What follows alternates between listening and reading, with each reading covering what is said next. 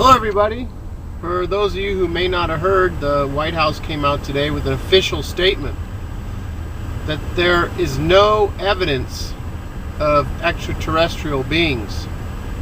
They have no evidence of there ever being alien contact with human beings, and to their knowledge, they don't exist.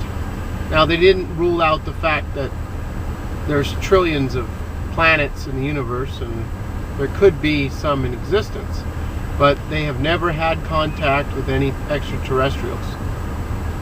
I wonder if this official statement has the credibility of the strong dollar policy that Geithner is always talking about. Yeah, so apparently there's a website that people can sign a petition to a certain question that they want the government to answer, and if you get 5,000 people, within 30 days they'll come out with this official statement. So people have been wanting to know if there's contact with extraterrestrials, which has long been thought to be covered up by the government. And so they came out with their statement saying there's no evidence whatsoever that extraterrestrials exist or that they've ever had contact. So they've upped it now to 25,000 for their next question to be answered. But anyhow, I don't know. You can take it for whatever you want. Nowadays there's not a lot of credibility coming out of Washington. If this statement came out maybe in the 30s or 40s, I think a lot larger percentage of people would believe their government. But nowadays, I don't know how many people are going to believe that. So basically they're saying that Area 51 is nothing other than just some normal base, and guys like Jordan Maxwell and Richard Hoagland and Bob Dean and David Icke, all those guys are just full of it, and there's no lizard people among us, like David Icke likes to say, or that he talks about. So whatever.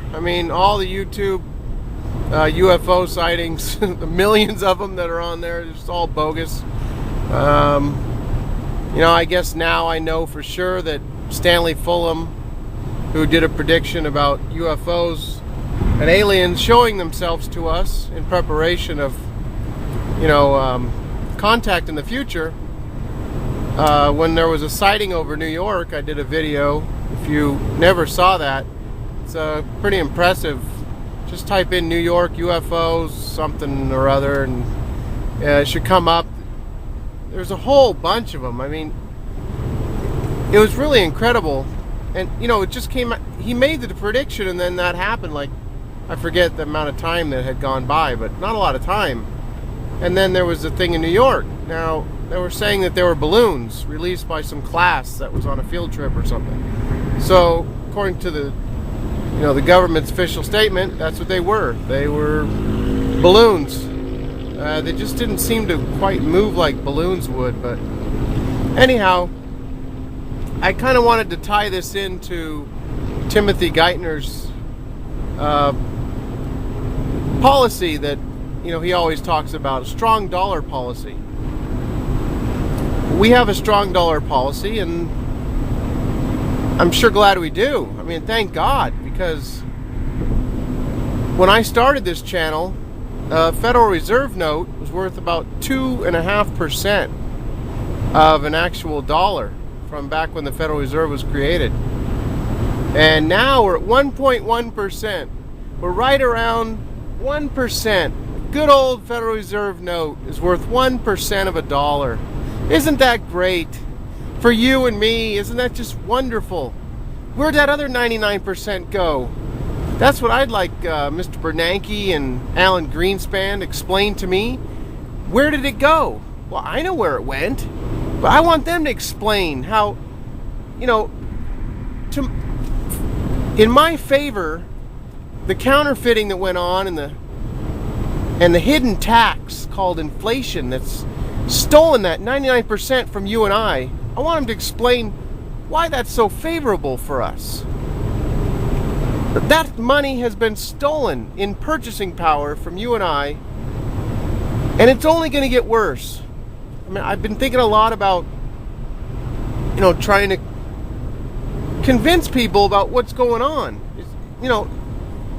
It's not a matter of really convincing them. I mean, it is happening. It's just opening up people's eyes. But, it's the same story. We've talked about it through the comments, and you all know exactly how it is. I mean, some people just don't want to hear it. They're not interested. You can't wake up certain sheeple that or just want to go follow the herd. I mean, they don't want to see what's happening. But I've been working on my own father and stepfather to try and get them to at least get some silver. I mean, my dad was going to buy a bunch of gold a while back, and then the price went up, and he said, "Oh, wait." And I think that was around $1,200 an ounce. Well, we're $1,800 now, and I don't think he's going to do it. He just, but at least he's buying a little silver here and there.